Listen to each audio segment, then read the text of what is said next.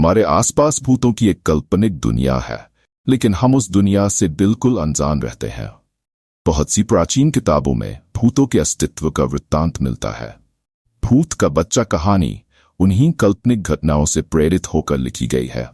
एक छोटे से शहर में बिंदिया नाम की एक औरत रहती थी। वह शादीशुदा थी, लेकिन उसकी कोई औलाद नहीं थी। 3 बार उसका गर्भपात हो चुका था। वह बच्चे को पाने के लिए व्याकुल रहती थी, लेकिन हर बार उसकी गोद सूनी ही रह जाती थी।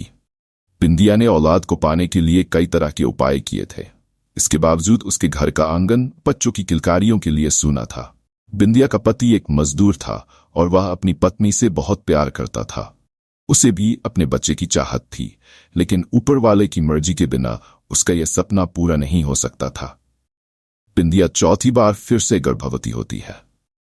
इस बार दोनों बड़ी उम्मीद से गर्भ के बच्चे का ख्याल रखते हैं।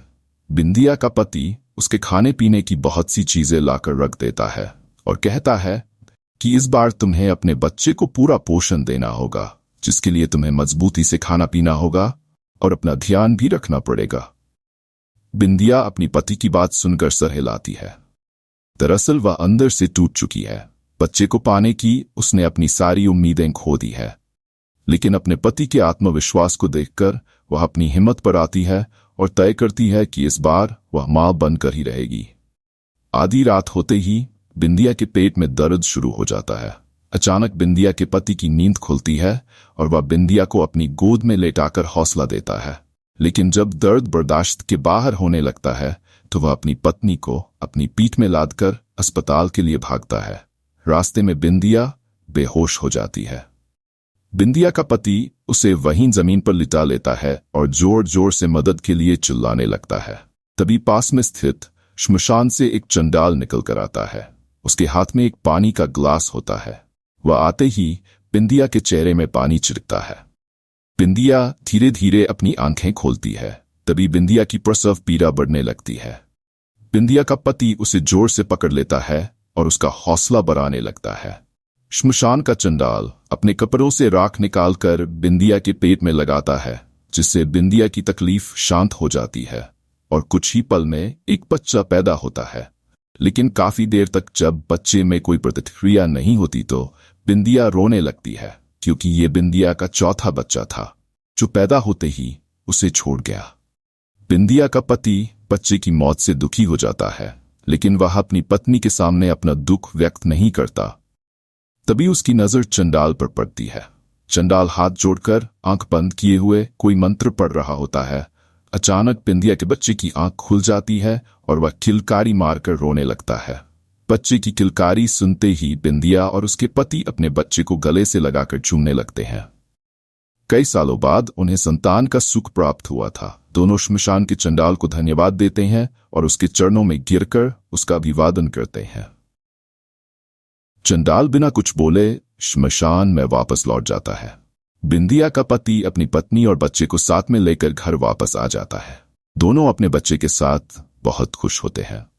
एक रात बिंदिया की नजर खुलती है तो वह देखती है कि उसका बच्चा कमरे में पैदल चल रहा है, लेकिन वह तो सिर्फ 2 महीनों का है। बिंदिया सोच में पड़ जाती है कि इतना छोटा बच्चा कैसे चल सकता है। वह अपने पति को जगाती है, लेकिन गहरी नींद में होने की वजह से वह नहीं उठता। बिंदिया डरते हुए अपने बच्चे को गोद में उठाकर बिस्तर पर लेटा लेती है, लेकिन उसके मन में डर की दस्तक हो चुकी थी। सुबह होते ही वह अपने पति से रात की बात बताती है। बिंदिया के पति को उसकी बात पर भरोसा नहीं होता।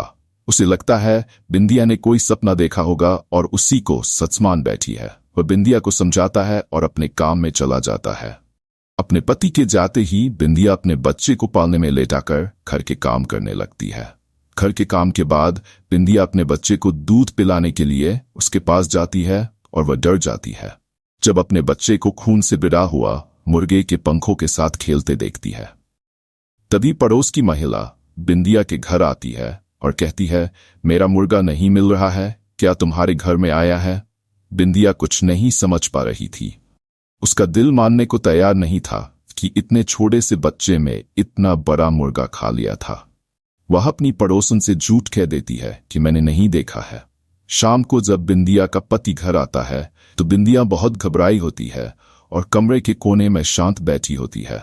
वह आते ही बिंदिया से कहता है, क्या हुआ, तुम ऐसे क्यों बैठी हो? तभी वह अपने पति के गले लगकर रोने लगती है और कहती है, ये कोई साधारण बच्चा नहीं, क्योंकि आज इसने पूरा जिंदा मुर्गा ही खा लिया। बिंदिया का पति ये बात सुनते ही हक्का बक्का रह जाता है। वह जल्दी से उसी श्मशान की तरफ भागता है जहां यह बच्चा पैदा हुआ था। वहां पहुंचते ही उसे वही चंडाल फिर से दिखाई देता है। उनके पास पहुंचते ही वह कहने लगता है, बाबा, वह बच्चा तो असाधारण है, क्या उसे कोई भूत बाधा आई है? लेकिन चंडाल को सब कुछ पहले से ही पता था। वह कहता है, तुम्हारा बच्चा तो पैदा होते ही मर गया था, लेकिन तुम लोगों के दुखों को देखते हुए मैंने एक प्रेतात्मा को तुम्हारे मृत बच्चे के शरीर में प्रवेश करवा दिया था, जिसकी वजह से वह जिंदा है। लेकिन वह एक अमावस्या तक ही प्रेतात्मा उस बच्चे के शरीर में रह सकती है और उसके बाद तुम्हारे बच्चे की सांसें बंद हो जाएंगी। चंडाल की बात सुनकर वह उनसे इस समस्या के समाधान पूछता है। चंडाल बताता है कि ये तो तुम्हारे कष्टों की शुरुआत है। अगर वह बच्चा तुम्हारे घर में रहा तो हर दिन तुम्हारे घर में मौत का तांडव होगा, क्योंकि ये भूत का बच्चा है। लेकिन यदि बच्चे की मां श्मशान में सारी रात उस बच्चे के साथ भूतिया साधना करें तो तुम लोगों की जान बच सकती है। बिंदिया का पति अपने घर पहुंचकर अपनी पत्नी को सारी बात समझा देता है, लेकिन वह अपने बच्चे से जुदा नहीं होना चाहती। वह कहती है, जब तक मेरा बच्चा मेरे साथ है मैं उसे जानबूझकर अपने से अलग नहीं कर सकती, भले ये मेरी जान ही क्यों न ले ले। बिंदिया के पति को अंदाजा था कि उन्होंने बहुत बड़ी आफत पाल ली है। वह मन में तय करता है कि जब बिंदिया सो जाएगी तो वह उसके बच्चे को उससे अलग कर देगा। बिंदिया का पति रात होने का इंतजार करने लगता है। जैसे ही बिंदिया सो जाती है वह बच्चे को लेकर श्मशान पहुंच जाता है और चंडाल जाकर कहता है, बाबा, ये आफत आप ही संभालो, बस हमें बचा लो। चंडाल बच्चे को देखते ही उसे डांटते हुए कहता है, तुमने अपने साथ साथ मेरी मौत का भी इंतजाम कर लिया, जो इसे इसकी मां के बिना ले आए। चंडाल के इतना बोलते ही बच्चे की आंखें लाल हो जाती है और वह जमीन पर खड़ा हो जाता है। चंडाल बच्चे के सम्मोहन में वशीभूत हो जाता है और वही श्मशान में बने हुए एक गड्ढे में गिरकर बेहोश हो जाता है। बिंदिया का पति चंडाल की दुर्दशा देखकर डर जाता है और वहां से भागने लगता है, लेकिन एक अदृश्य ताकत उसे पैरों से पकड़कर कई बार जमीन पर पटकती है, जिससे वह लहूलुहान हो जाता है और बच्चा उसे उसी गड्ढे में डाल देता है जिसमें चंडाल पहले से पड़ा हुआ है। दोनों के गड्ढे में जाते ही श्मशान में जोरदार हवाएं चलने लगती है और मिट्टी उड़कर उसी गड्ढे में जाने लगती है और देखते ही देखते दोनों जिंदा ही दफन हो जाते हैं। यहां दूसरी तरफ जैसे ही बिंदिया की नींद खुलती है, उसका बच्चा उसके बगल में लेटे हुए मुस्कुरा रहा होता है, लेकिन बिंदिया के पति का कुछ पता नहीं चलता हुआ है। वह रात भर अपने पति का इंतजार करती रहती है और इसी के साथ कहानी का पहला भाग समाप्त हो जाता है।